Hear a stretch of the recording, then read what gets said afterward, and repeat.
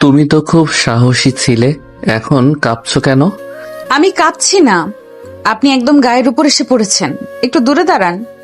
যদি না দাঁড়াই, যদি আরো কাছে আসি? কেউ দেখে ফেলবে, আমাকে যেতে দিন। কেউ দেখবে না।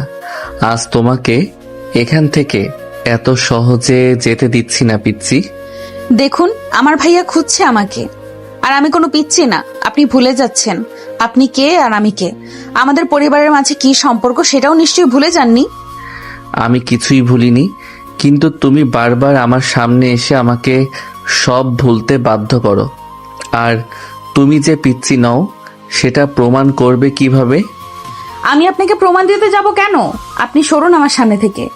একটা অন্ধকার লম্বা করিডোর, দুই পরিবারের একটি সাধারণ পরিচিত মানুষের বিয়ের অনুষ্ঠানে এসে হঠাৎ করেই একে অপরের মুখোমুখি হয়ে গেছে আয়ান আর নদী। চারপাশের কোলাহল থেকে বেশ দূরে এই জায়গাটি। নদীর পালানোর সব রাস্তা বন্ধ করে দিয়ে আয়ান দুই হাত দিয়ে দেওয়াল চেপে ধরে নদীকে নিজের বাহুডোরে বন্দি করে ফেলে। নদীর হৃদস্পন্দন এত দ্রুত হচ্ছে যে আয়ান স্পষ্ট শুনতে পাচ্ছে। নদীর সুন্দর সাজানো মুখটার ওপর এসে পড়া চুলগুলো আয়ান খুব আলতো করে সরিয়ে দেয়। নদীর গোলাপি ঠোঁট দুটো অদ্ভুত এক উত্তেজনায় কাঁপছে। আয়ানের চোখের সেই নেশালো দৃষ্টি নদীর সব প্রতিরোধ ক্ষমতা যেন কেড়ে নিচ্ছে। আয়ান আর এক মুহূর্ত অপেক্ষা না করে নদীর সেই নরম ঠোঁটের উপর নিজের উষ্ণ ঠোঁট ডুবিয়ে দেয়। নদীর চোখ দুটো বিস্ময়ে বড় বড় হয়ে যায়। সে আয়ানের শক্ত বুক দুই হাত দিয়ে ঠেলে সরানোর চেষ্টা করে, কিন্তু আয়ানের পেশিবহুল শরীরের শক্তির কাছে নদীর এই ছোট্ট চেষ্টা একেবারেই তুচ্ছ। আয়ানের চুম্বনের গভীরতা ক্রমশ বাড়তে থাকে। একটা হাত দিয়ে সে নদীর কোমর শক্ত করে নিজের কাছে টেনে নেয়, যাতে দুজনের শরীরের মাঝে কোনো দূরত্ব না থাকে। অন্য হাতটা নদীর ঘাড়ের কাছে শক্ত হয়ে বসে। আয়ানের এই তীব্র ভালোবাসার কাছে নদী আর বেশিক্ষণ নিজেকে ধরে রাখতে পারে না। তার হাতের মুঠি আলগা হয়ে আসে, চোখ দুটো ধীরে ধীরে বুজে যায়। নদীর দুই হাত অজান্তেই আয়ানের শার্টের কলার খামচে ধরে। বেশ কয়েক মিনিট পর আয়ান যখন নদীকে ছাড়ে, নদীর শ্বাস তখন দ্রুত ওঠানামা করছে। আয়ানের চোখে মুখে এক অদ্ভুত প্রশান্তি। আজ থেকে মনে রাখবে, তুমি শুধু আমার, আর আমাকে এড়িয়ে চলার চেষ্টা একদম করবে না। আপনি একটা পাগল, আমি আপনাকে ঘৃণা করি। এই ঘৃণাটাই একদিন ভালোবাসায় বদলাবে। এখন যাও, কেউ আসার আগে। নদী আর এক মুহূর্তও সেখানে দাঁড়ায় না। আয়ানের বুক থেকে নিজেকে ছাড়িয়ে নিয়ে প্রায় দৌড়ে করিডোর পার হয়ে যায় সে। তার বুকের ভেতর তখন ঝড় বইছে। নিজের ঠোঁটে হাত বুলিয়ে সে আয়ানের স্পর্শ অনুভব করার চেষ্টা করে। অন্যদিকে আয়ান দেওয়ালের সাথে হেলান দিয়ে দাঁড়িয়ে নদীর যাওয়ার পথের দিকে তাকিয়ে মুচকি হাসে। তার শান্ত গম্ভীর জীবনে এই পিচ্ছি মেয়েটা যে এমন একটা ঝড় তুলে দেবে সেটা সে নিজেও কখনো ভাবেনি। কিরে নদী, তুই কোথায় ছিলি এতক্ষণ? আমি তোকে সারা বাড়ি খুঁজছি। আর তোর এই অবস্থা কেন? মেকআপ তো ঘেটে গেছে, আর ঠোঁটের লিপস্টিকটাও ছড়ানো। কি করছিস তুই?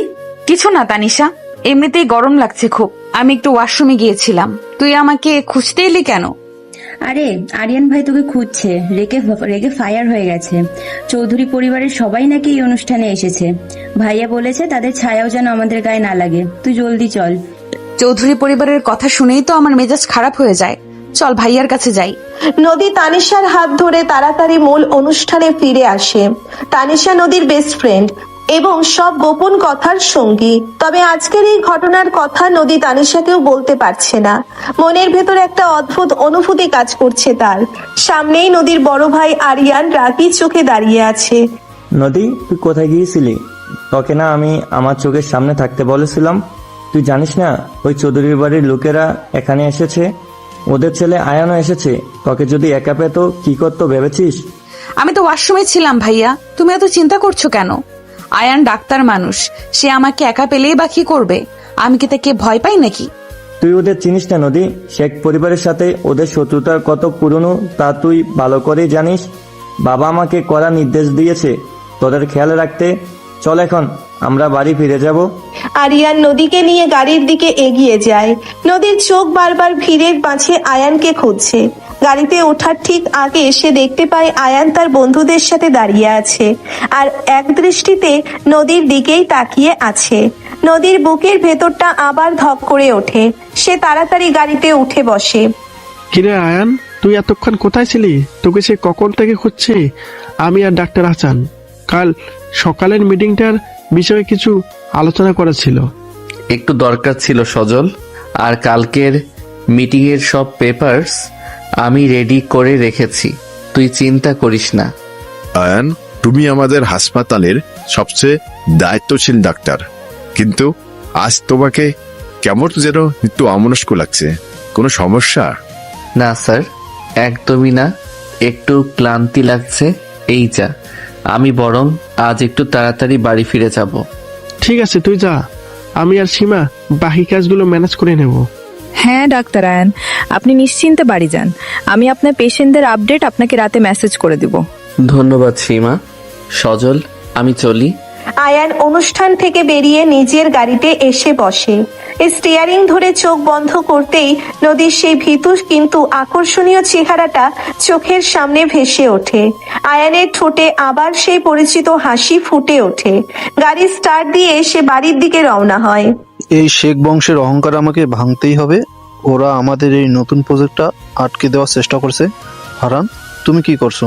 আমাদের লোক দিয়ে ওদের ম্যানেজারের উপর চাপ সৃষ্টি করো। বাবা, আমি সব দিক সামলাচ্ছি। শেখ সাহেবের ম্যানেজার শফিকের সাথে আমি কথা বলছি। ওকে টাকার লোভ দেখিয়ে আমাদের দিকে আনার চেষ্টা করছি। আপনি একটু শান্ত হন।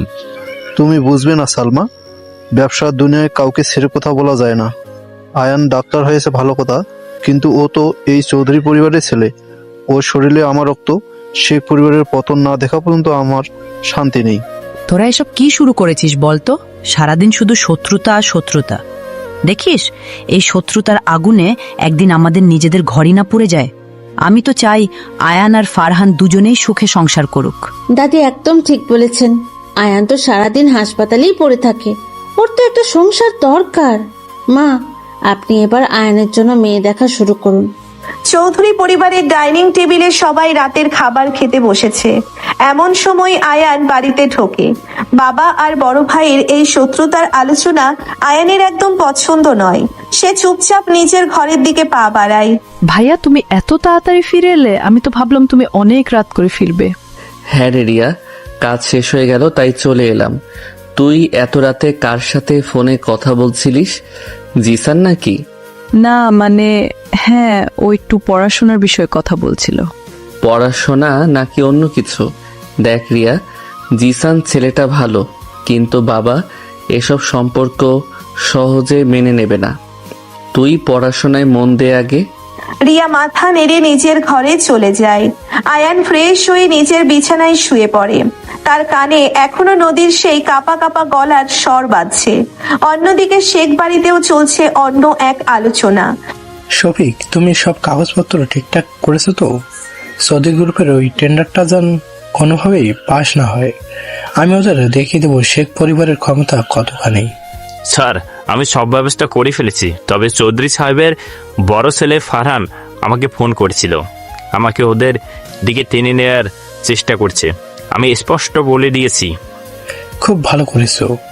ওদের একটা লোককেও আমি বিশ্বাস করি না। আরিয়ান কোথায়? ওকে তো নদীর সাথে পাঠিয়েছিলাম। ওরা ফিরে এসেছে। নদী ওর ঘরে পড়াশোনা করছে, মিতু ওর সাথে আছে। তুমি সারাদিন শুধু ওই চৌধুরী পরিবার নিয়ে পড়ে থাকো। নদীর কলেজের দিকে একটু খেয়াল রাখো, ও তো দিন দিন খুব জেদি হয়ে যাচ্ছে। আমার মেয়ে জেদি হবে না তো কার মেয়ে হবে? ও হলো শেখ পরিবারের রাজকন্যা। ও যা চাইবে তাই পাবে।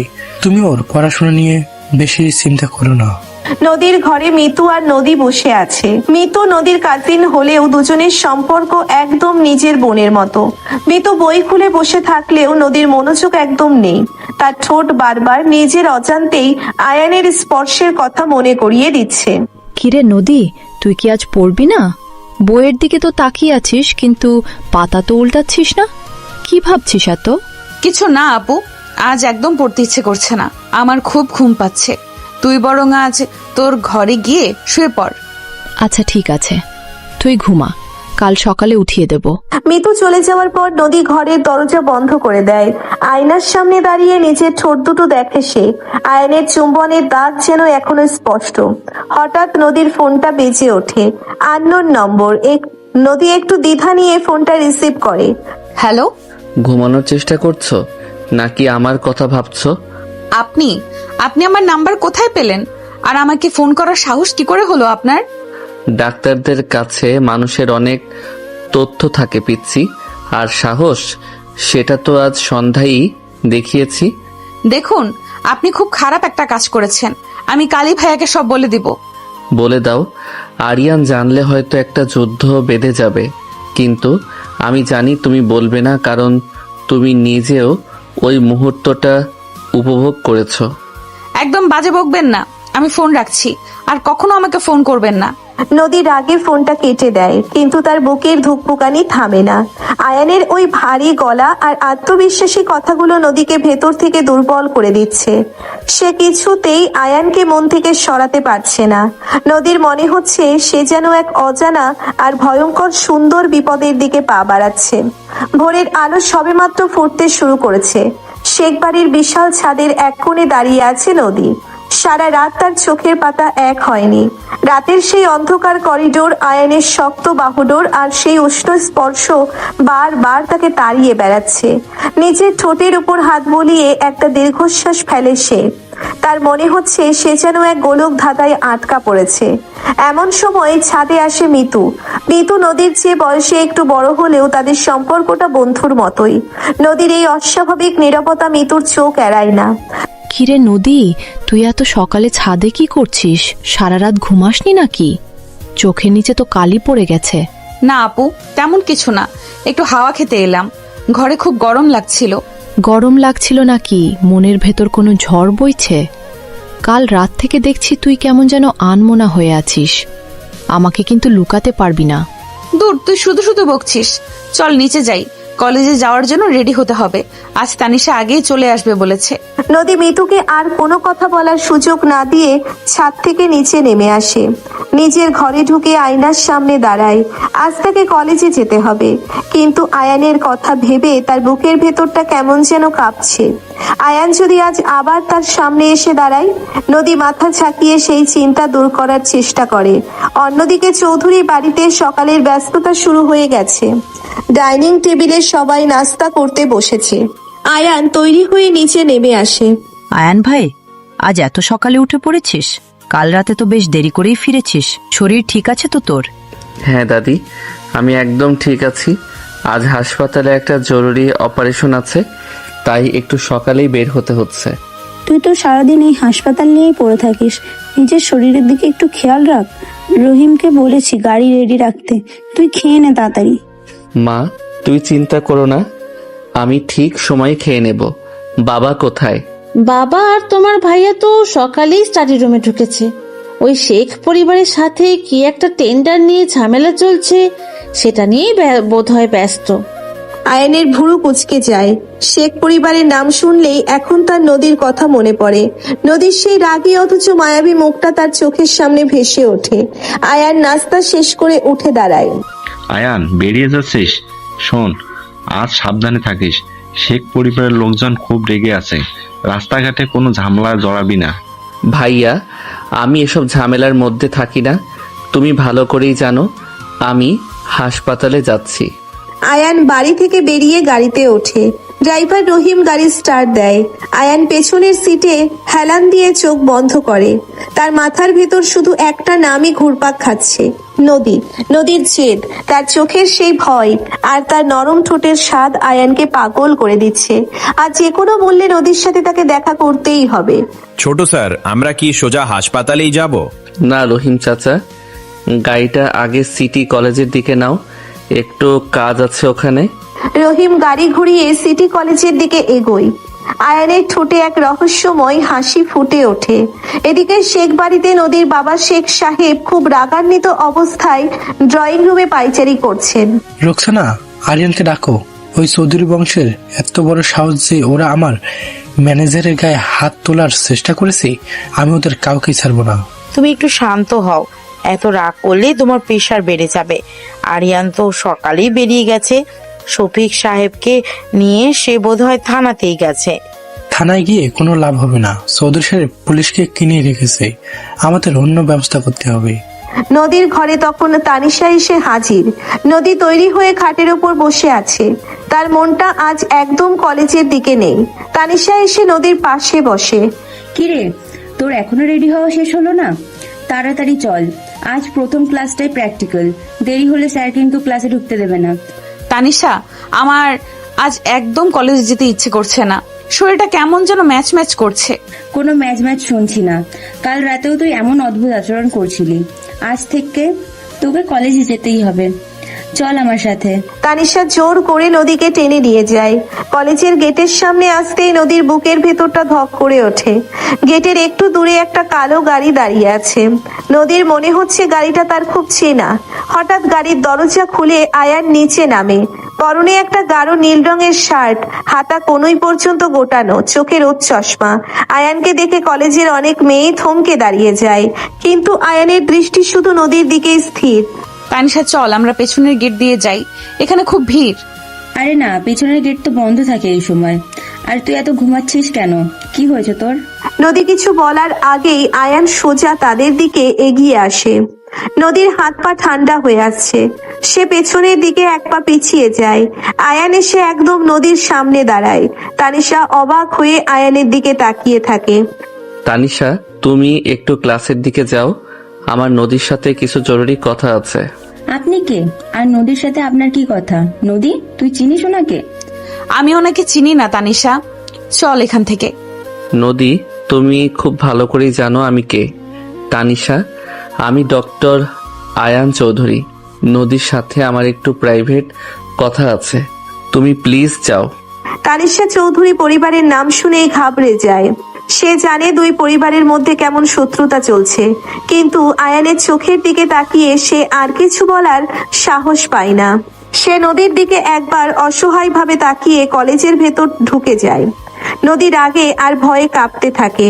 আপনার এত বড় সাহস, আপনি আমার কলেজের সামনে এসে আমাকে বিরক্ত করছেন। কেউ যদি দেখে ফেলে, আমার ভাইয়া আপনাকে জ্যান্ত পুঁতে ফেলবে।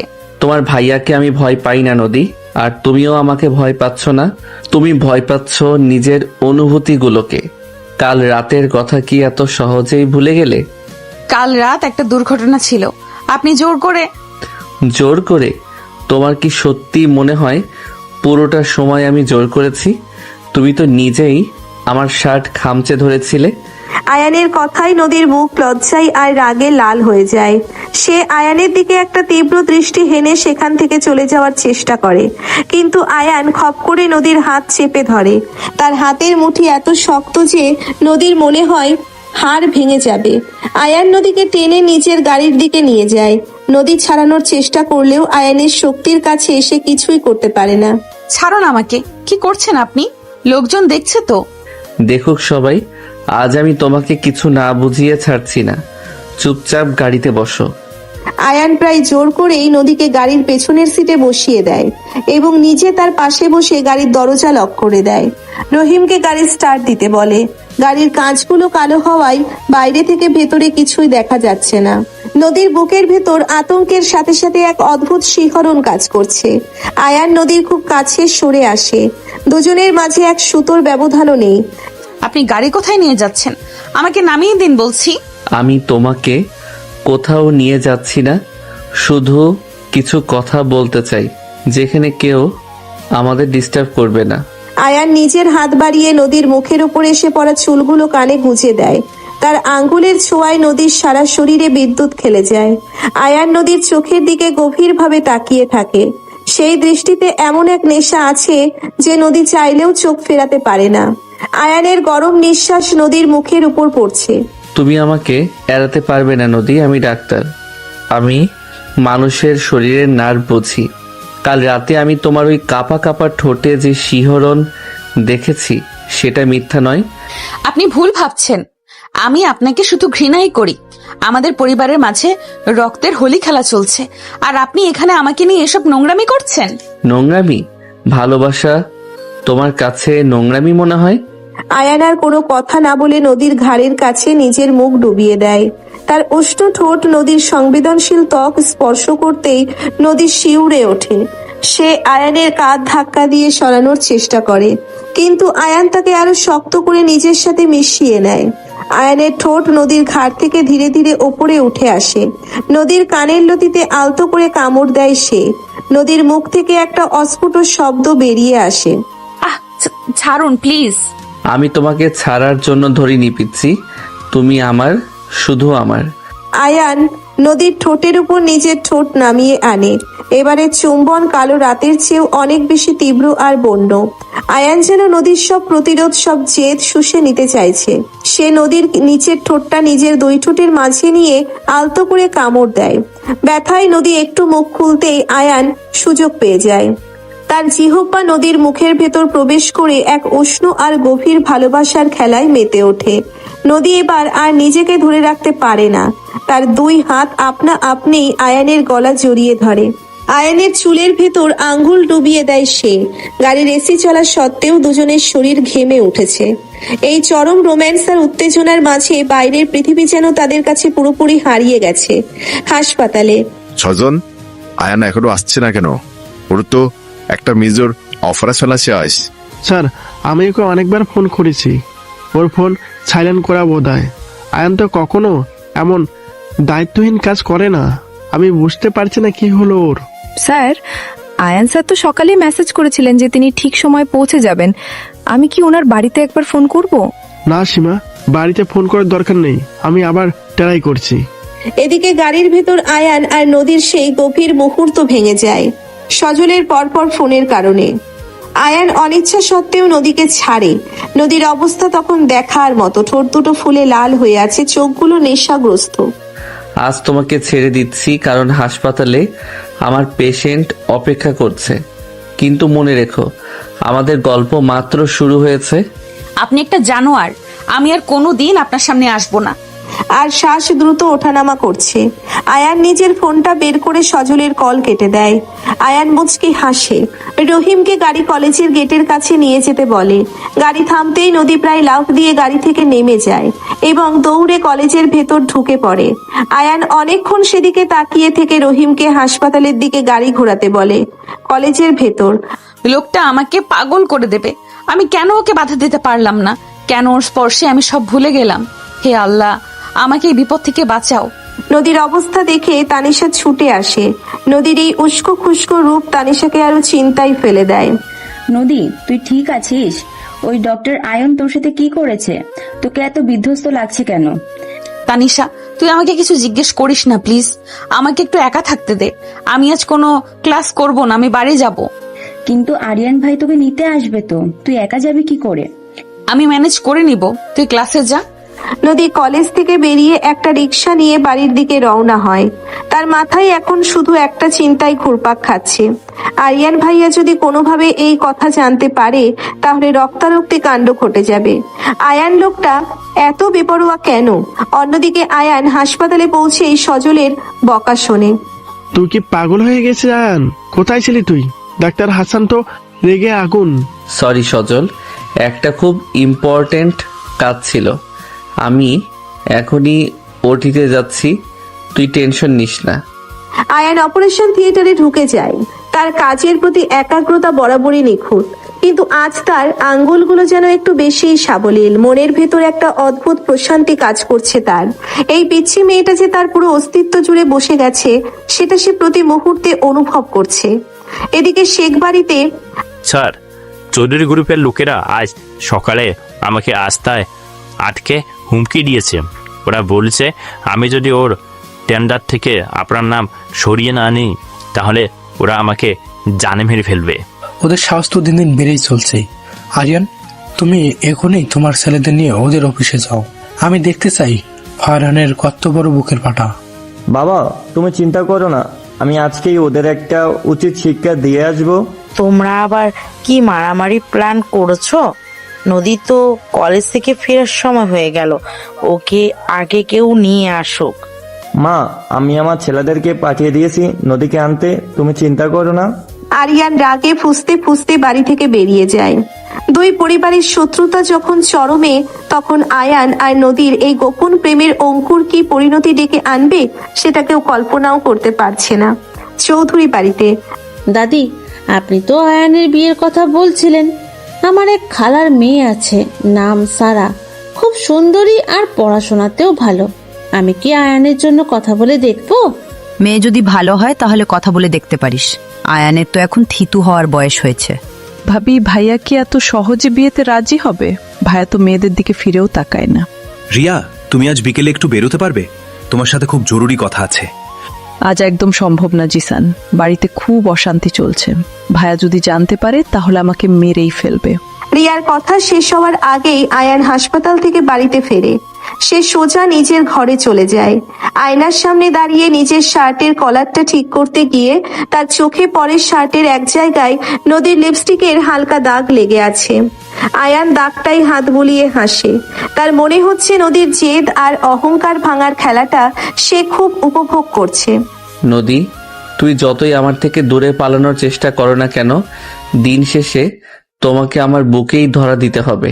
তুমি শেখ পরিবারের মেয়ে হতে পারো, কিন্তু তার আগে তুমি আমার পিচ্চি বউ।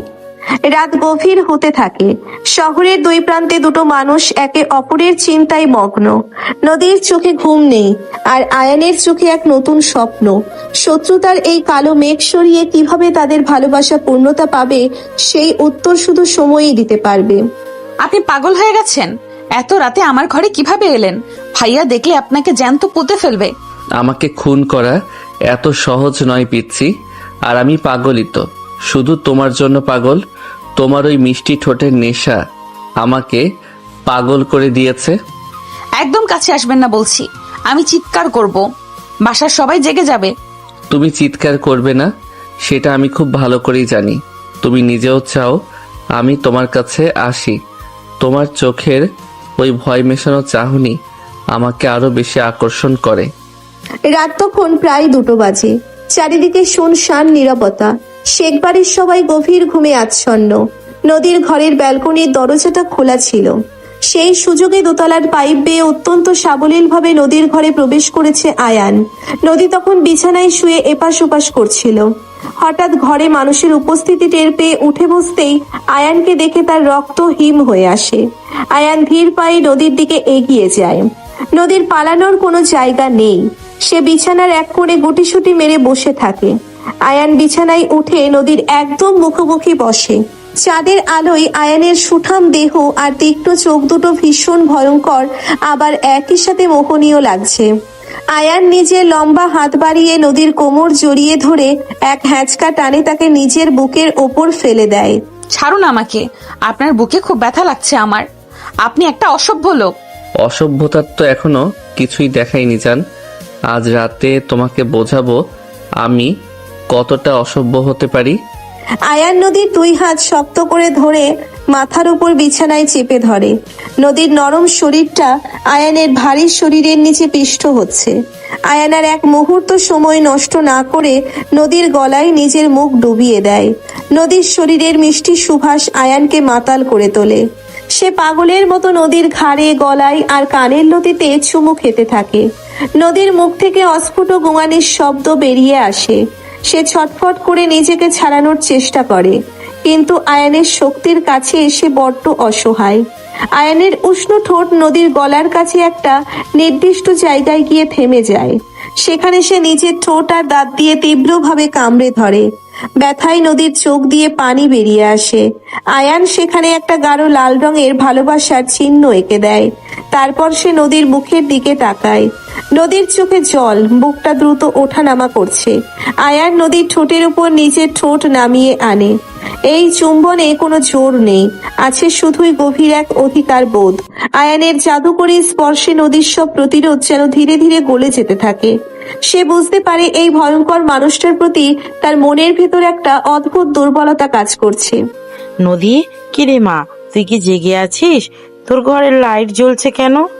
হঠাৎ দরজায় মায়ের গলা শুনে নদীর পুরো শরীর কেঁপে ওঠে। আয়ানও চমকে যায়। সে দ্রুত নদীর উপর থেকে সরে দাঁড়ায়। নদী ভয়ে প্রায় ঘামতে শুরু করেছে। আয়ান ইশারায় নদীকে চুপ থাকতে বলে এবং নিচে গিয়ে জানালার ভারী পর্দার আড়ালে লুকিয়ে পড়ে। নদী কাঁপা কাঁপা হাতে নিজের ওড়নাটা ঠিক করে গলা ঢেকে নেয়। মা, আমি জেগে আছি, একটু পানি খাচ্ছিলাম। তুমি যাও, আমি ঘুমিয়ে পড়বো এক্ষুনি। আচ্ছা মা, তাড়াতাড়ি ঘুমিয়ে পড়। কাল সকালে আবার তোর ভাইয়া তোকে নিয়ে বের হবে, সাবধানে থাকিস। রোকসানার পায়ের শব্দ ধীরে ধীরে দৌড় মিলিয়ে যায়। নদীর যেন ধরে প্রাণ ফিরে আসে। সে একটা বড় শ্বাস ফেলে। আয়ান পর্দার আড়াল থেকে বেরিয়ে আসে, তার চোখে মুখে এক দুষ্টু হাসি। সে আবার নদীর কাছে এসে দাঁড়ায়। আজ রাতের মতো বেঁচে গেলে পিচ্ছি, কিন্তু মনে রেখো তুমি শুধু আমার। আর গলার ওই দাগটা কাউকে দেখাতে চেও না, তাহলে কিন্তু কুরুক্ষেত্র বেঁধে যাবে। আপনি এক্ষুনি এখান থেকে চলে যান, আর কখনো আমার সামনে আসবেন না। আমি আপনাকে সহ্য করতে পারি না। সহ্য তোমাকে করতেই হবে নদী। খুব তাড়াতাড়ি তুমি এই শত্রুর বাড়ি থেকে আমার বউ হয়ে চৌধুরী বাড়িতে যাবে। এটা ডক্টর আয়ানের চ্যালেঞ্জ। আয়ান নদীর কপালে একটা গভীর চুমু এঁকে দিয়ে যেভাবে এসেছিল ঠিক সেভাবেই ব্যালকনি দিয়ে অন্ধকারে মিলিয়ে যায়। নদী পাথরের মতো বসে থাকে। আয়ানের বলা শেষ কথাগুলো তার কানের কাছে বাজতে থাকে।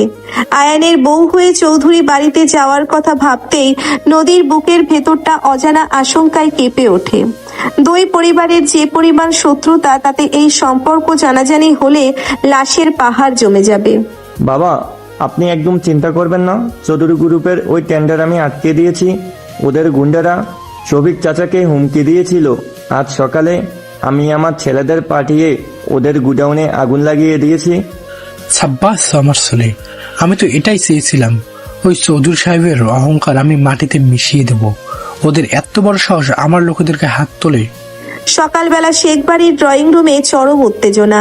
নদীর বাবা আর তার ভাই প্রতিশোধের আগুনে জ্বলছে। নদীর সিঁড়ি দিয়ে নামার সময় সব কথা শুনতে পায়। গোডাউনে আগুন লাগানোর কথা শুনে নদীর বুকটা ধক করে ওঠে। আয়ানের তো কোনো ক্ষতি হয়নি। পরক্ষণে সে নিজেকে সামলে নেয়। আয়ানের জন্য তার চিন্তা হচ্ছে কেন? ওই লোকটা তো একটা জানোয়ার।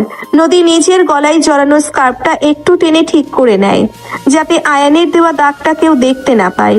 কিরে নদী, তুই এত সকালে উঠে পড়েছিস, আর এই গরমে গলায় স্কার্ফ পেঁচিয়ে রেখেছিস কেন? তোর কি ঠান্ডা লেগেছে নাকি? হ্যাঁ আপু, আমার গলাটা একটু ব্যথা করছে। মনে হয় রাতে ফ্যানের বাতাসে ঠান্ডা লেগে গেছে। তানিশা কি এসেছে? তানিশা তো সেই কখন থেকে ড্রয়িং রুমে বসে আছে। তুই তাড়াতাড়ি রেডি হয়ে নে, আজ তোদের কলেজে একটা ফাংশন আছে না? নদী মিতুর কথার কোনো উত্তর না দিয়ে তানিশার কাছে যায়। তানিশা নদীর চোখ মুখ দেখে বুঝতে পারে নদীর ভেতর কিছু একটা চলছে, তবে সে বাড়ির সবার সামনে কিছু জিজ্ঞাসা করে না। দুজন একসাথে কলেজের উদ্দেশ্যে বেরিয়ে পড়ে। অন্যদিকে চৌধুরী বাড়িতেও থমথমে পরিবেশ। বাবা, শেখ পরিবারে আরিয়ানের এত বড় স্পর্ধা, ও আমাদের গোডাউনে আগুন লাগিয়ে দিয়েছে। আমাদের লাখ লাখ টাকার মাল পুড়ে ছাই হয়ে গেছে। আমি ওকে ছাড়বো না বাবা, আমি আজই ওকে গুলি করে মারবো। শান্ত হও ফারহান, রাগের মাথায় কোনো সিদ্ধান্ত নেওয়া ঠিক নয়। আমরা আইনিভাবে ওদের দেখে নেব। আমি পুলিশ কমিশনের সাথে কথা বলছি। তুমি এটা ঠিক করোনি ফারহান। আমি তোমাকে বলছিলাম আমি পুলিশ কমিশনারের সাথে কথা বলবো। তোমরা এসব কি শুরু করেছো? ব্যবসার জন্য শেষমেশ খুনোখুনি করবে নাকি? আয়ন কোথায়? ও কি হাসপাতালে গেছে? মা, আয়ান তো সকালে নাস্তা না করেই বেরিয়ে গেছে। ও তো এইসব ঝামেলার মধ্যে একদম থাকতে চায় না। ও নিজের কাজ নিয়েই থাকে। আয়ানের জন্য যে ওই সারা সম্বন্ধটা এসেছিল, সেটা নিয়ে কি কথা এগোবে? বাড়ির যা অবস্থা, এখন একটা বিয়ের অনুষ্ঠান হলে সবার মনটা একটু ভালো হতো। দাদি ঠিকই বলেছেন, আয়ানের বিয়ের বয়স হয়েছে। আমি আজ রাতেই ওর সাথে কথা বলবো। সারা খুব ভালো মেয়ে, আয়ানের জন্য একদম পারফেক্ট। পরিবারের সবার এই আলোচনা আয়ানের একদম অজানা। সে তখন হাসপাতালে তার কেবিনে বসে একটা ফাইলের দিকে একদৃষ্টিতে তাকিয়ে আছে, কিন্তু তার মন পড়ে আছে শেখ বাড়ির ওই পিচ্ছি মেয়েটার কাছে। গত রাতে নদীর ওই অসহায় আত্মসমর্পণ আয়ানকে তৃপ্তি দিয়েছে। সে বুঝতে পারছে নদীও তার প্রতি দুর্বল হয়ে পড়েছে, শুধু পরিবারের ভয়ে স্বীকার করছে না। কিরে আয়ান, তুই কি ফাইলের দিকে তাকিয়ে ঘুমিয়ে পড়েছিস নাকি? আমি তোকে গত 10 মিনিট ধরে ডাকছি। সরি সজল, খেয়াল করিনি। বল, কি বলছিলি? ডক্টর হাসান কি আমাকে খুঁজছেন? না ডাক্তার হাসান আজ ছুটিতে আছেন। আমি তোকে অন্য একটা কথা জিজ্ঞেস করতে এসেছিলাম। তুই কি প্রেম টেম করছিস নাকি? গত কয়েকদিন ধরে তোর চোখে মুখে একটা অদ্ভুত হাসি লেগে আছে। প্রেম তো একটা পিচ্চি মেয়ের সাথেই করছি, কিন্তু মেয়েটা বড্ড জেদি আর অহংকারী। খুব তাড়াতাড়ি ওর সব জেদ আমি ভেঙে চুরমার করে দেব। সত্যি বলছিস? কে সেই ভাগ্যবতী? আমরা চিনি? সময় হলে সবই জানতে পারবি। এখন যা, আমাকে একটু কাজ করতে দে। সজল অবাক হয়ে চলে যায়। আয়ান ফোন হাতে নিয়ে একটা মেসেজ টাইপ করে নদীর নাম্বারে পাঠিয়ে দেয়। নদীর ফোনটা তখন তানিশার হাতে ছিল। তারা কলেজের ক্যাম্পাসের একটা বেঞ্চে বসেছিল। তানিশা মেসেজটা দেখেই চমকে ওঠে। নদী, এই আননোন নাম্বার থেকে কে তোকে মেসেজ করছে? লেখা আছে, কলেজের পিছনের গেটে আসো পিচ্ছি, তোমার হবু বর অপেক্ষা করছে। 5 মিনিটের মধ্যে না আসলে আমি কিন্তু সোজা ক্যাম্পাসে ঢুকে যাব। কি? দে ফোনটা আমাকে দে। এই লোকটা আমাকে পাগল না করে ছাড়বে না। তানিশা এখানে বস, আমি একটু আসছি। তুই কোথায় যাচ্ছিস? এই লোকটা কে নদী? আমাকে বল, তুই কি কোনো বিপদে পড়েছিস? পরে সব বলবো তানিশা, আমাকে এখন যেতেই হবে, না হলে ও সত্যি সত্যি ক্যাম্পাসে ঢুকে সিনক্রেট করবে। নদী প্রায় দৌড়ে কলেজের পেছনের গেটে চলে যায়। সেখানে একটা কালো গাড়ি দাঁড় করানো। গাড়ির কাছে আয়ান হেলান দিয়ে দাঁড়িয়ে আছে। রোদ চশমার ভেতর দিয়েও আয়ানের তীক্ষ্ণ দৃষ্টি নদীর দিকেই স্থির। নদীর আগে গজগজ করতে করতে আয়ানের সামনে গিয়ে দাঁড়ায়। আপনার সমস্যা কি বলুন তো? আপনি আমাকে শান্তিতে থাকতে দেবেন না? ভাইয়াদের মাঝে কি মারামারি চলছে খবর রাখেন আপনি? যে কোনো মুহূর্তে আপনি খুন হয়ে যেতে পারেন। আমার জন্য এত চিন্তা তোমার? তাহলে তো আমি খুন হতেও রাজি আছি পিচ্ছি। গাড়িতে ওঠো। আমি কোথাও যাব না আপনার সাথে। আপনি এক্ষুনি এখান থেকে চলে যান। তুমি যদি স্বেচ্ছায় গাড়িতে না ওঠো তাহলে আমি তোমাকে কোলে তুলে গাড়িতে বসাবো, আর সেটা সবার সামনেই করব। পছন্দ তোমার? আয়ানের জেদ নদী খুব ভালো করেই জানে। সে আর কোনো কথা না বাড়িয়ে চুপচাপ গাড়ির পেছনের সিটে গিয়ে বসে। আয়ানও তার পাশে এসে বসে দরজা বন্ধ করে দেয়। রহিম গাড়ি স্টার্ট দেয়। গাড়িটা শহরের কোলাহল ছাড়িয়ে একটা নিরিবিলি রাস্তার দিকে এগিয়ে যায়। আমাকে কোথায় নিয়ে যাচ্ছেন আপনি? আমার ক্লাস আছে, আমাকে কলেজে নামিয়ে দিন। আজ তোমার সব ক্লাস বাতিল। তুমি আজ শুধু আমার সাথে থাকবে। আমার ফ্ল্যাটে যাচ্ছি আমরা। আপনার ফ্ল্যাটে? না, আমি যাব না, প্লিজ আমাকে যেতে দিন। আপনি কাল রাতে যা করেছেন তারপর আমি আপনার সাথে একা কোথাও যেতে পারবো না। কাল রাতে কি করেছি একটু মনে করিয়ে দেবে? আয়ান নদীর খুব কাছে সরে আসে। তার ডান হাতটা নদীর ঘাড়ে পেঁচানো স্কার্ফটার ওপর গিয়ে পড়ে। আয়ান এক টানে স্কার্ফটা খুলে ফেলে। নদীর গলার কাছে ফুটে থাকা সেই লাল দাগটা দেখে আয়ানের চোখে একটা আদিম নেশা খেলা করে। সে নিজের আঙ্গুল দিয়ে দাগটার উপর আলতো করে স্পর্শ করে। নদী শিউরে ওঠে এবং চোখ বন্ধ করে ফেলে। তুমি আমার দেওয়া দাগটা লুকিয়ে রাখতে চেয়েছো পিচ্ছি, কিন্তু আমার অধিকার তুমি লুকাবে কিভাবে? তোমার শরীরের প্রতিটি ইঞ্চিতে শুধু আমার অধিকার। আপনি একটা স্বার্থপর মানুষ। আমাদের পরিবার কখনোই এই সম্পর্ক মেনে নেবে না। আমরা শেষ হয়ে যাব আয়ান। তুমি প্রথমবারের মতো আমার নাম ধরে ডাকলে নদী। জানো তোমার মুখে আমার নামটা কত সুন্দর শোনায়। পরিবার কি করবে সেটা আমার উপর ছেড়ে দাও। আমি ডক্টর আয়ান চৌধুরী যা চাই তা যে কোনো মূল্যে হাসিল করে নেই। আয়ান নদীর দুই গালে হাত রেখে তার মুখটা নিজের দিকে ঘুরিয়ে নেয়। নদীর চোখে জল টলমল করছে। আয়ান নদীর চোখের জল মুছে দিয়ে খুব পরম আদরে তার কপালে, চোখে আর গালে চুমু খায়। নদীর মনে হচ্ছে সে যেন একটা ঘোরের মধ্যে চলে যাচ্ছে। আয়ানের এই ভালোবাসা তার সমস্ত ভয় আর জেদকে মুছে দিচ্ছে। আয়ান নদীর ঠোঁটে নিজের ঠোঁট ছোঁয়ায়। এই চুম্বন কাল রাতের মতো ভয়ঙ্কর নয়, বরং এতে মিশে আছে অসীম মায়া আর ভালোবাসা। নদীও এবার আর বাধা দেয় না। সে আয়ানের কাঁধে হাত রেখে তার চুম্বনে সাড়া দেয়। গাড়ির ভেতর তৈরি হয় এক চরম রোমান্টিক আর ইমোশনাল মুহূর্ত। অনেকক্ষণ পর আয়ান নদীকে ছেড়ে নিজের বুকের সাথে জড়িয়ে ধরে। আমি তোমাকে ভালোবাসি নদী। আমি তোমাকে ছাড়া আর কাউকে জীবনে ভাবতে পারবো না। আমিও হয়তো আপনাকে ভালোবেসে ফেলেছি, কিন্তু আমার খুব ভয় করছে আয়ান। ভাইয়া যদি জানতে পারে তাহলে আমাদের কাউকে বাঁচতে দেবে না। আমাকে বিশ্বাস করো পিচ্ছি, আমি তোমার গায়ে একটা আঁচড়ও লাগতে দেব না। আয়ান আর নদীর গাড়ি আয়ানের প্রাইভেট ফ্ল্যাটের সামনে এসে থামে। আয়ান গাড়ি থেকে নেমে নদীর হাত ধরে ফ্ল্যাটের ভেতরে নিয়ে যায়। ফ্ল্যাটটা খুব সুন্দর করে সাজানো, চারিদিকে একটা আভিজাত্যের ছাপ। আয়ান দরজাটা ভেতর থেকে লক করে দেয়। সে নদীকে সোফায় বসিয়ে নিজে তার পায়ের কাছে মেঝেতে বসে নদীর দুই হাত নিজের হাতের মুঠোয় নিয়ে নেয়। আপনি এখানে একা থাকেন? হ্যাঁ, মাঝে মাঝে আসি, যখন খুব একা লাগে বা কাজের চাপ বেশি থাকে। আজ থেকে এই জায়গাটা আমাদের দুজনের। আয়ান নদীর কোলের উপর মাথা রাখে। নদী খুব আলতো করে আয়ানের চুলে হাত বুলিয়ে দেয়। আয়ানের মনে হচ্ছে সে যেন পৃথিবীর সব শান্তি এই পিচ্ছি মেয়েটার কোলে খুঁজে পেয়েছে। অন্যদিকে চৌধুরী বাড়িতে তখন চলছে অন্য এক ঝড়। মা, আয়ান কোথায়? ওকে ফোন করছি, ফোন ধরছে না কেন? আমি তো জানি না বাবা, ও তো হাসপাতালেই থাকার কথা। কি হয়েছে, তুই এত রেগে আছিস কেন? শেখ পরিবারে আরিয়ানে আমাদের পুরনো ড্রাইভার রহিম চাচাকে রাস্তা আটকে মারধর করেছে। আমি আরিয়ানকে আজই মেরে ফেলবো। আয়ানের দরকার আমার। ভাইয়া আপনি শান্ত হন। আয়ান এসব মারামারিতে জড়াতে চায় না, ওকে ওর মতো থাকতে দিন। তুমি চুপ করো নীলা, এটা আমাদের পরিবারের সম্মান। আরিয়ানের এত সাহস, আমি আজই শেখ বাড়িতে লোক পাঠাচ্ছি। দুই পরিবারের শত্রুতা যখন এমন চরম পর্যায়ে, তখন আয়ান আর নদী তাদের নিজেদের ভালোবাসার জগতে মগ্ন। আয়ান সোফা থেকে উঠে বসে নদীকে দুই হাতে পাঁজা কোলা করে কোলে তুলে নেয়। নদী লজ্জায় আয়ানের বুকে মুখ লুকায়। আয়ান নদীকে নিয়ে নিজের বেডরুমের দিকে এগিয়ে যায়। আজ তাদের ভালোবাসার এক নতুন অধ্যায় শুরু হতে যাচ্ছে। সব বাধা আর শত্রুতা ভুলে আজ তারা একে অপরের মধ্যে হারিয়ে যেতে চায়। তুমি এখনো কাঁপছো পিচ্ছি? আমাকে ভয় পাচ্ছ নাকি নিজের এই নতুন অনুভূতিগুলোকে?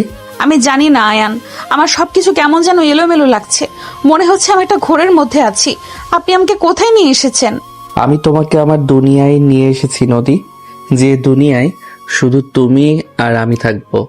এখানে বাইরের কোনো শত্রুতা বা কোনো কোলাহল আমাদেরকে ছুঁতে পারবে না। আয়ান নদীকে নিজের বেডরুমের নরম বিছানায় খুব সাবধানে শুইয়ে দেয়। ঘরের ভেতরের পরিবেশটা অদ্ভুত শান্ত। হালকা নীল রঙের পর্দা ভেদ করে দুপুরের রোদ কিছুটা উকি দিচ্ছে। আয়ান বেডসাইড ল্যাম্পটা জ্বালিয়ে দেয়, যার মায়াবী আলো ঘরের ভেতর এক রোমান্টিক আবেশ তৈরি করে। নদী লজ্জায় নিজের চোখ দুটো শক্ত করে বন্ধ করে রেখেছে। তার বুকটা দ্রুত ওঠানামা করছে। আয়ান নদীর পাশে আধশোয়া হয়ে বসে তার মুখের উপর ঝুঁকে পড়ে। নদীর কপালে বন্ধ চোখের পাতায় এবং গালে খুব নরম আর আদুরে কয়েকটা চুমু এঁকে দেয় আয়ান। আয়ানের নিঃশ্বাসের গরম হাওয়া নদীর মুখে আছড়ে পড়ছে। নদীর মনে হচ্ছে তার শরীরের প্রতিটি শিরা উপশিরায় বিদ্যুতের তরঙ্গ বয়ে যাচ্ছে। চোখ খোলো নদী, আমাকে দেখো। আজ আমাদের এই সুন্দর মুহূর্তে আমি তোমার চোখে আমার জন্য শুধু ভালোবাসা দেখতে চাই।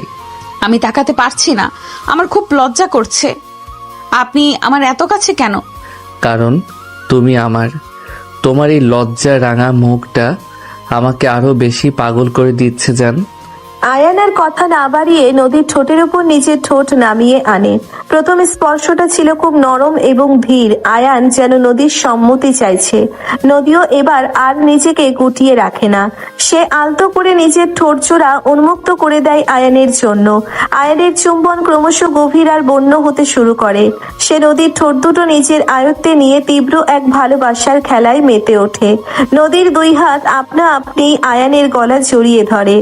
আয়ানের একটা হাত নদীর কোমর জড়িয়ে তাকে আরো কাছে টেনে নেয়, আর অন্য হাতটা নদীর খোলা চুলের ভেতর দিয়ে বিলি কাটতে থাকে। দুজনের শরীরের ঘর্ষণে এক অদ্ভুত উত্তাপ ছড়িয়ে পড়ে সারা ঘরে। আয়ান নদীর ঠোঁট ছেড়ে ধীরে ধীরে নিচে নেমে আসে।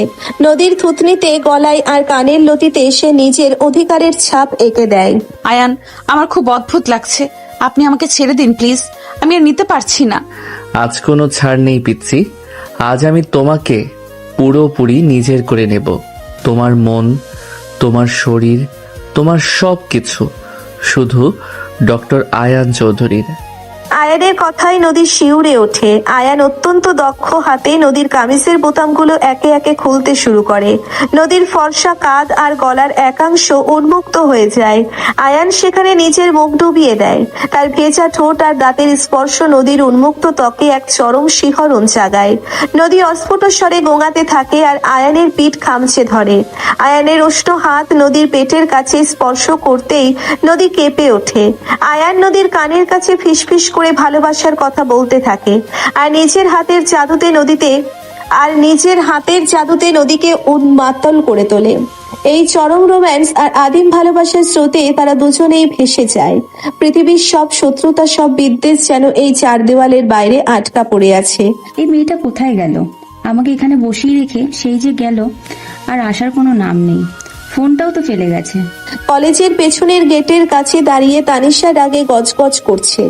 অনেকক্ষণ অপেক্ষা করার পরও নদীর কোনো খবর না পেয়ে সে বাধ্য হয়ে কলেজের ভেতর খুঁজতে যায়।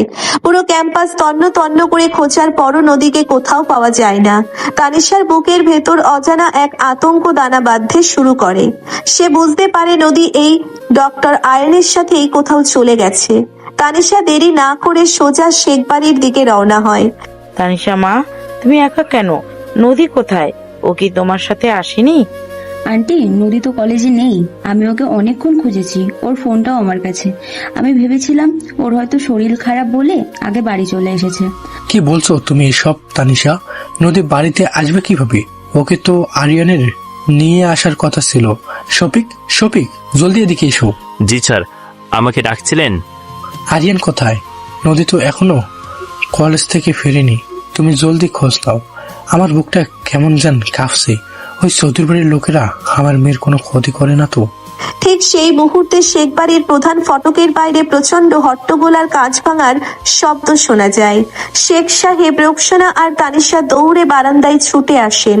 তারা দেখেন তিনটে জিপ গাড়ি থেকে অনেকগুলো ছেলে নেমে শেখ বাড়ির দিকে ইট পাথর ছুটছে। বাবা, আপনারা ভিতরে যান। এটাও ফারহানের কাজ।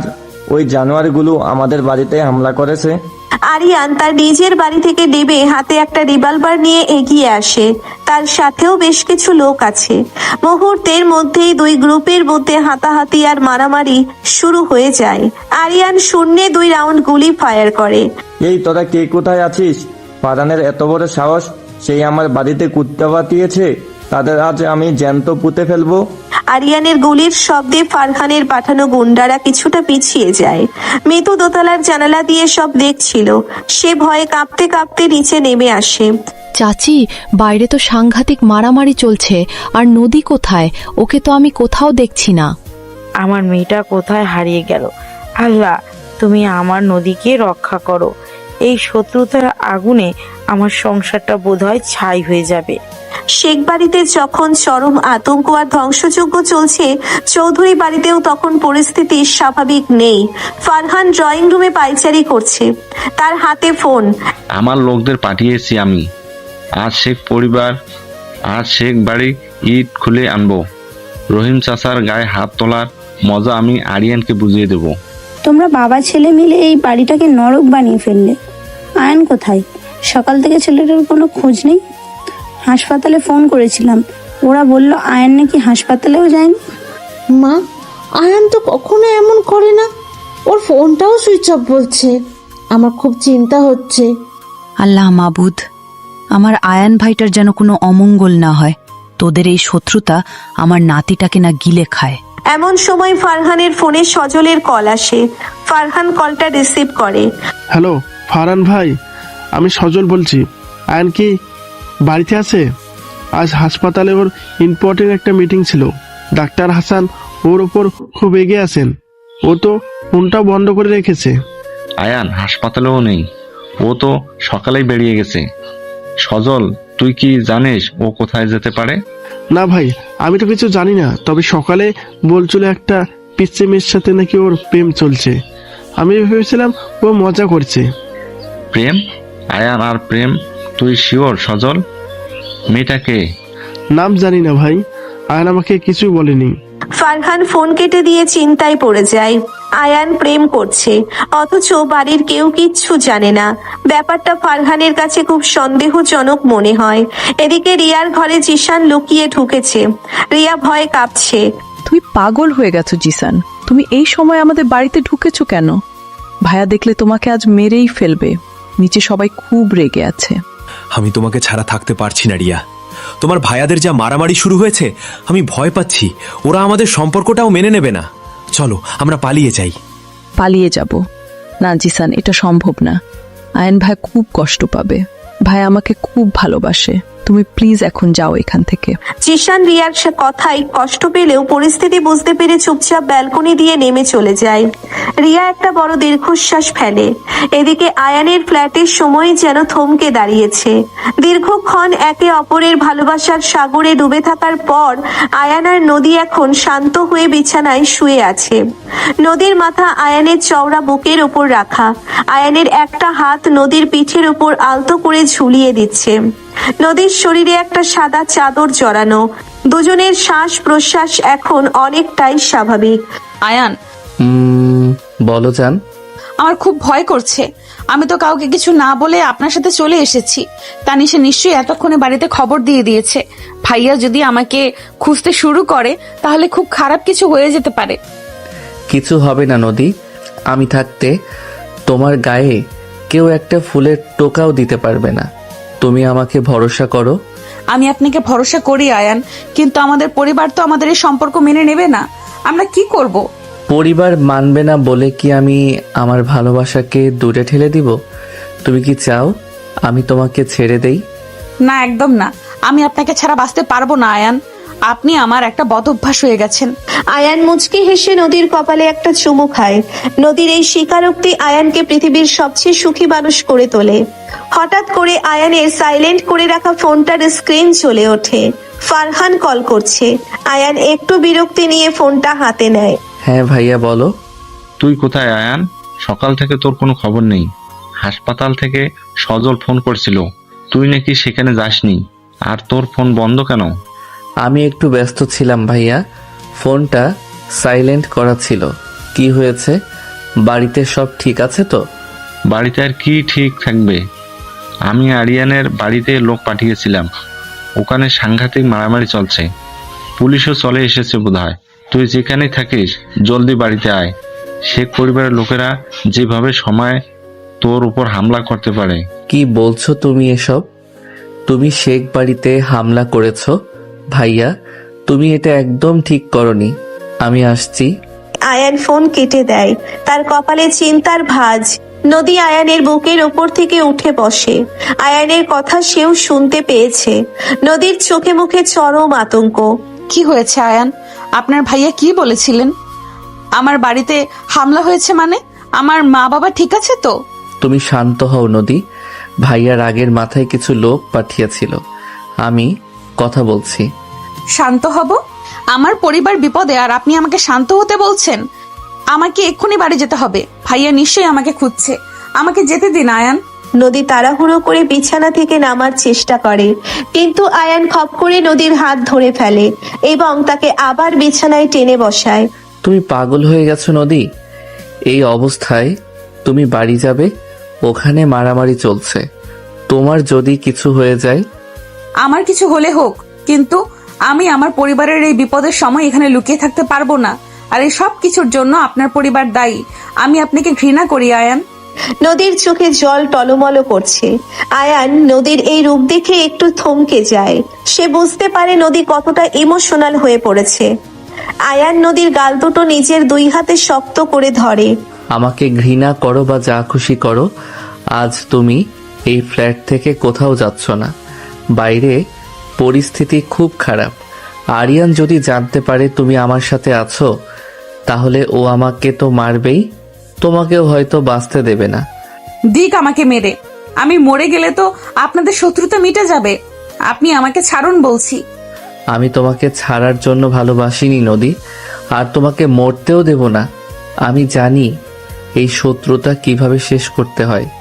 আয়ান আলমারি থেকে নিজের জামা কাপড় বের করে দ্রুত পরে নেয়। নদীর দিকে একটা শার্ট আর প্যান্ট ছুঁড়ে দেয়। তুমি চটজলদি এগুলো পরে নাও, আমরা এখনই বেরোবো। কোথায় যাব আমরা? আমার বাড়িতে যাব আয়ান, প্লিজ। তুমি তোমার বাড়িতে যাবে না। আমরা এমন একটা জায়গায় যাব যেখান থেকে ফিরে আসার পর আমাদের এই সম্পর্ক কেউ অস্বীকার করতে পারবে না, না শেখ সাহেব না চৌধুরী সাহেব। আপনি কি বলতে চাইছেন আয়ান? আমি কিছু বুঝতে পারছি না। বুঝতে হবে না, তুমি শুধু আমার কথা শোনো। আজই সব ফয়সালা হয়ে যাবে। তুমি শুধু আমার হাতটা শক্ত করে ধরে রেখো পিচ্ছি। আয়ানের চোখে এক অদ্ভুত জেদ আর দৃঢ়তা। নদী আয়ানের চোখের দিকে তাকিয়ে কিছুটা শান্ত হয়। সে বুঝতে পারে আয়ান এমন কিছু করতে যাচ্ছে যা পুরো পরিস্থিতি বদলে দেবে। নদী চুপচাপ আয়ানের দেওয়া শার্ট আর প্যান্ট পরে নেয়। আয়ান নদীর হাত ধরে ফ্ল্যাট থেকে বেরিয়ে আসে। গাড়িতে ওঠার পর আয়ান গাড়ি খুব দ্রুত গতিতে ছুটিয়ে দেয়। শহরের রাস্তা পেছনে ফেলে গাড়িটা একটা অচেনা রাস্তার দিকে এগিয়ে যেতে থাকে। গাড়ির ভেতরে চরম নীরবতা। নদীর বুকের ভেতর একটা ঝড় বইছে, আর আয়ানের মাথায় ঘুরছে সব শত্রুতা শেষ করে এই পিচ্ছি মেয়েটাকে চিরকালের জন্য নিজের করে নেওয়ার এক দুঃসাহসিক পরিকল্পনা। গাড়ি থেকে নামো নদী, আমরা আমাদের গন্তব্যে পৌঁছে গেছি। আর একদম কাঁপবে না, আমি তোমার সাথে আছি। এটা তো একটা কাজী অফিস, আপনি আমাকে এখানে কেন এনেছেন? আমার বাড়িতে এত বড় একটা বিপদ চলছে, ভাইয়াদের মধ্যে রক্তারক্তি হওয়ার উপক্রম, আর আপনি আমাকে এখানে বিয়ে করার জন্য নিয়ে এসেছেন? আমি এক্ষুনি বিয়ে করতে পারবো না আয়ান, প্লিজ আমাকে বাড়ি নিয়ে চলুন। তোমার বাড়ি আমি অবশ্যই নিয়ে যাব, তবে শেখ বাড়ির মেয়ে হিসেবে নয়, ডক্টর আয়ান চৌধুরীর বিবাহিত স্ত্রী হিসেবে। আজ এই শত্রুতার আগুন চিরদিনের জন্য নেভাতে হলে আমাদের এই পদক্ষেপটা নিতেই হবে পিচ্ছি। তুমি শুধু আমার হাতটা শক্ত করে ধরো।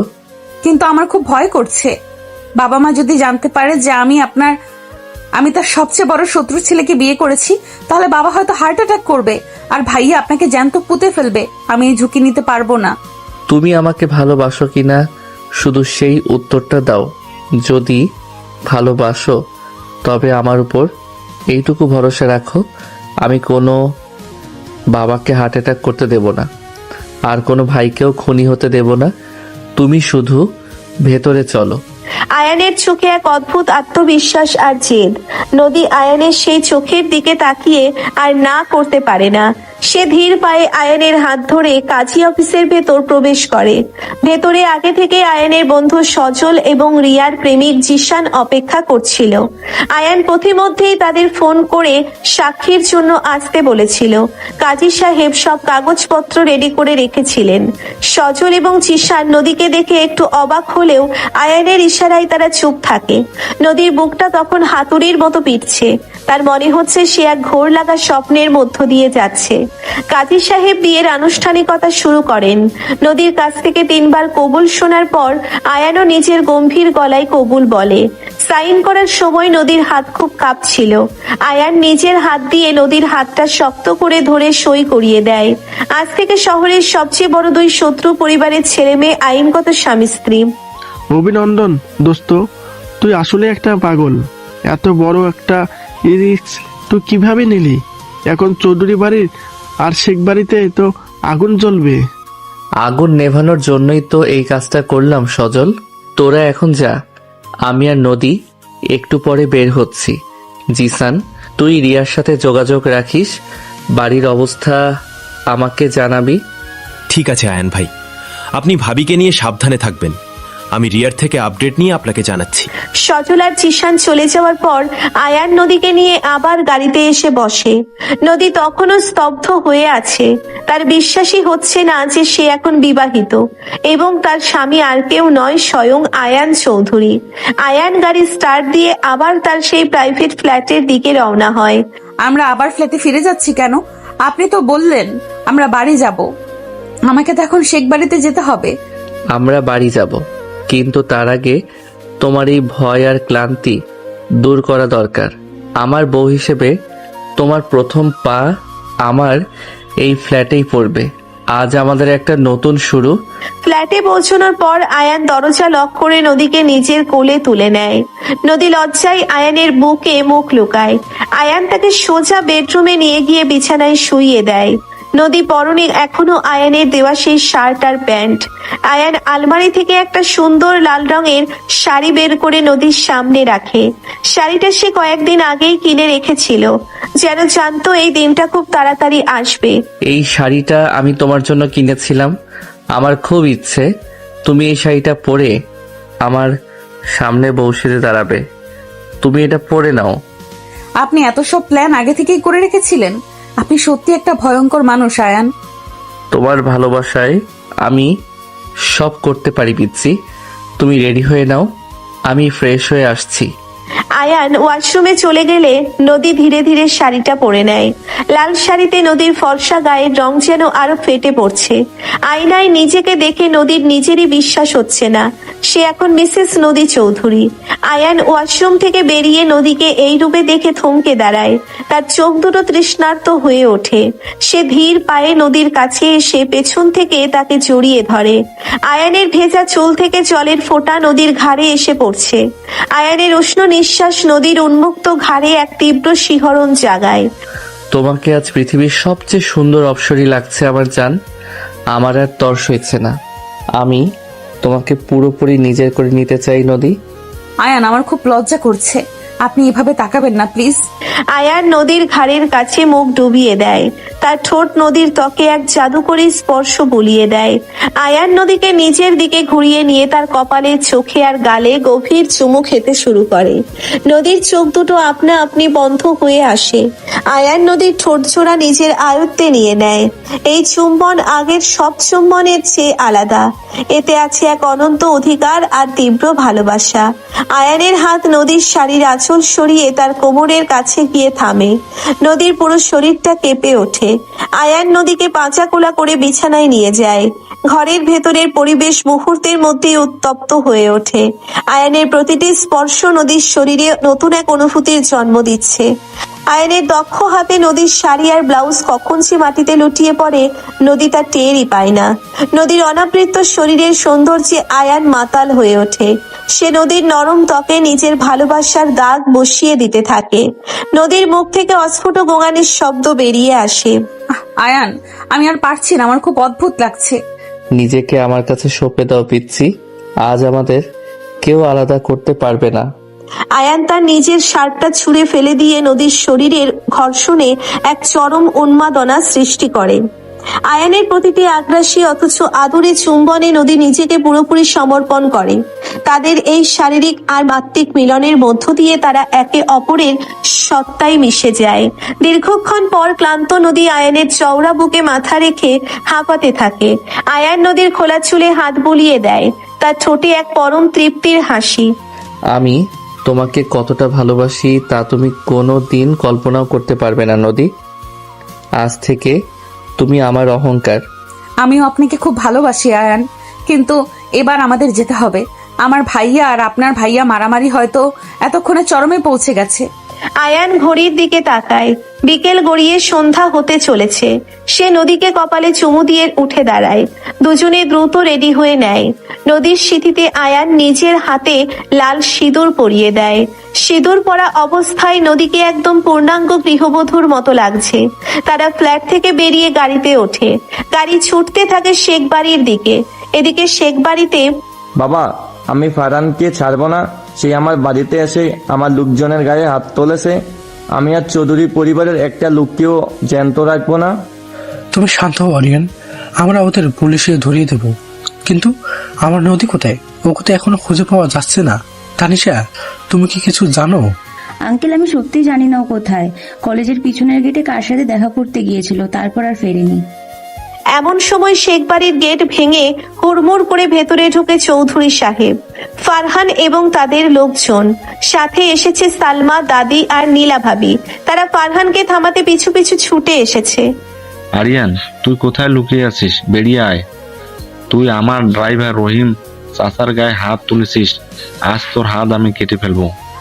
তোমরা কারা? আমার বাড়িতে এসব কি অসভ্যতা আমি শুরু করেছ? তোমাদের এত বড় সাহস! শেখ সাহেব, আজ আপনার ছেলে যশোদা আমি মাটিতে মিশে দেবো। ও আমার ব্যবসার ক্ষতি করার চেষ্টা করছে। শফিক কোথায়? ডাকুন ওকে। শফিক ভয়ে এক কোণে কাঁপছে। মিতু দৌড়ে গিয়ে দাদির পায়ের কাছে লুটিয়ে পড়ে। আপনারা প্লিজ মারামারি করবেন না। আমাদের নদীকে সকাল থেকে পাওয়া যাচ্ছে না। আমরা সবাই খুব চিন্তায় আছি। কি বলছেন? নদী হারিয়ে গেছে? মা, আমার খুব ভয় করছে। আয়ানকেও তো সকাল থেকে ফোনে পাওয়া যাচ্ছে না। আমার আয়নের কিছু হলে আমি আপনাদের কাউকে ছাড়বো না শেখ সাহেব। আমার ছেলেকে আপনারা কোথায় লুকিয়ে রেখেছেন? আল্লাহ মাবুদ, এই শত্রুতা শেষমেশ আমাদের ছেলে মেয়েদের গিলে খেলো। তোরা থামায় সব। আরিয়ান আর ফারহান একে অপরের দিকে তেড়ে যায়। দুজনের হাতেই অস্ত্র। ঠিক সেই মুহূর্তে একটা কালো গাড়ি তীব্র গতিতে এসে শেখ বাড়ির আঙিনায় ব্রেক কষে। গাড়ির আওয়াজে সবাই থমকে তাকায়। গাড়ির দরজা খুলে প্রথমে আয়ান নিচে নামে। তাকে দেখে চৌধুরী পরিবারের সবার ধরে প্রাণ ফিরে আসে। কিন্তু আয়ান একা নয়, সে গাড়ির অন্য দিক দিয়ে ঘুরে এসে হাত বাড়িয়ে দেয়। সেই হাত ধরে গাড়ি থেকে নেমে আসে লাল শাড়ি আর সিঁথিতে সিঁদুর পরা নদী। নদীর এই রূপ দেখে শেখ সাহেব, রোকসোনা এবং আরিয়ানের যেন পায়ের তলা থেকে মাটি সরে যায়। চৌধুরী সাহেব আর ফারহানও স্তব্ধ হয়ে দাঁড়িয়ে থাকে। নদী, তুই তোর এই অবস্থা কেন? আর তুই ওই জানোয়ারটার হাত ধরে আছিস কেন? এদিকে আয়। ভাইয়া, তুমি আয়ানকে জানোয়ার বলবে না, উনি আমার স্বামী। আমি ওনাকে ভালোবেসে বিয়ে করেছি। কি বলছিস তুই এসব নদী? তুই আমার মুখে ছুরি মারলি? আমার সবচেয়ে বড় শত্রুর ছেলেকে তুই বিয়ে করেছিস? আমি তোকে ত্যায্য করলাম, তুই আমার মেয়ে নয়। শেখ সাহেব রাগে কাঁপতে কাঁপতে নদীর দিকে তেড়ে আসেন। আরিয়ান রিভলভার তুলে আয়ানের দিকে তাক করে। আমি আজ এই আয়ানকে মেরেই ফেলবো। ও আমার বোনকে ফাঁদে ফেলেছে। গুলি করো আরিয়ান। তোমার রিভলভারের গুলি যদি আমার বুক ভেদ করে যায় তবে আমি হাসি মুখে মরে যাব, কিন্তু মনে রেখো, আমার মৃত্যুর সাথে সাথে তোমার বোনের সিঁথির সিঁদুর মুছে যাবে। তুমি কি তোমার বোনকে বিধবা দেখতে চাও? আয়ান নদীর সামনে এসে বুক চিতিয়ে দাঁড়ায়। নদী আয়ানের পেছন থেকে দৌড়ে এসে আরিয়ানের পা জড়িয়ে ধরে। ভাইয়া প্লিজ, আয়ানকে কিছু করো না। আয়ান আমাকে জোর করেনি, আমি নিজের ইচ্ছায় বিয়ে করেছি। আমরা একে অপরকে ছাড়া বাঁচবো না ভাইয়া। বাবা, তুমি তো আমাকে খুব ভালোবাসো। তোমার এই রাজকন্যার সুখ কি তুমি এই শত্রুতার জন্য কেড়ে নেবে? আয়ান, তুমি এই কাজটা করতে পারলি? এই ভিখারি শেখ পরিবারের মেয়েকে তুই বউ করে আনলি? তোর কি একটু বংশের মর্যাদা কথা মনে পড়লো না? বাবা, বংশের মর্যাদা দিয়ে আমি কি করব যদি আমার জীবনের কোনো শান্তি না থাকে? আপনারা কি পেয়েছেন এই শত্রুতা করে? শুধু রক্তারক্তি আর অশান্তি। আজ রহিম চাচা আহত, কাল শফিক চাচা আহত হবে। ডক্টর হাসান আর সীমার মতো বাইরের মানুষরা হাসপাতালে বসে আমাদের এই নোংরামি নিয়ে হাসাহাসি করে। আমি একজন ডাক্তার, আমার কাজ মানুষের জীবন বাঁচানো, আর আপনারা নিজেদের পরিবারের মানুষের জীবন নিয়ে খেলছেন। কিন্তু আয়ান, ওরা আমাদের গোডাউনে আগুন লাগিয়েছে। আর তুমি ওদের বাড়িতে হামলা করেছো। এবার থামো ভাইয়া, অনেক হয়েছে। আমি নদীকে বিয়ে করেছি আর এটাই চরম সত্য। আপনারা যদি আমাদের মেনে না নেন তাহলে আমরা দুজন এই শহর ছেড়ে চিরদিনের জন্য চলে যাব। আপনাদের এই শত্রুতার প্রাসাদে আপনারা শান্তিতে থাকুন। আয়ানের কথা শুনে দাদি আর চোখের জল ধরে রাখতে পারেন না। তিনি এগিয়ে এসে নদীকে বুকে জড়িয়ে ধরেন। আমার আয়ান ভাই একদম ঠিক বলেছে। তোদের এই শত্রুতার জন্য আমি আমার নাতিকে হারাতে পারবো না। নদী এখন চৌধুরী বাড়ির বউ। কে কি বলল তাতে আমার কিছু যায় আসে না। আয় মা, আমার কাছে আয়। হ্যাঁ দাদিমা ঠিক বলেছেন। আয়ান, তুই কোনো শহর ছেড়ে যাবি না। নদীকে নিয়ে তুই আমাদের বাড়িতেই থাকবি। শেখ সাহেব, আপনারা যদি আপনাদের মেয়ের ভালো চান তবে এই শত্রুতা এবার ভুলে যান। রোকসোনা দৌড়ে এসে নদীকে জড়িয়ে ধরে কাঁদতে শুরু করেন। মেয়ের চোখের জলের কাছে শেখ সাহেবের সব রাগ আর জেদ গলে পানি হয়ে যায়। তিনি দীর্ঘশ্বাস ফেলে রিভলভারটা আরিয়ানের হাত থেকে নামিয়ে নেন। আমি আমার মেয়ের চোখে জল দেখতে পারবো না চৌধুরী সাহেব। আয়ান ছেলে হিসেবে খারাপ নয়।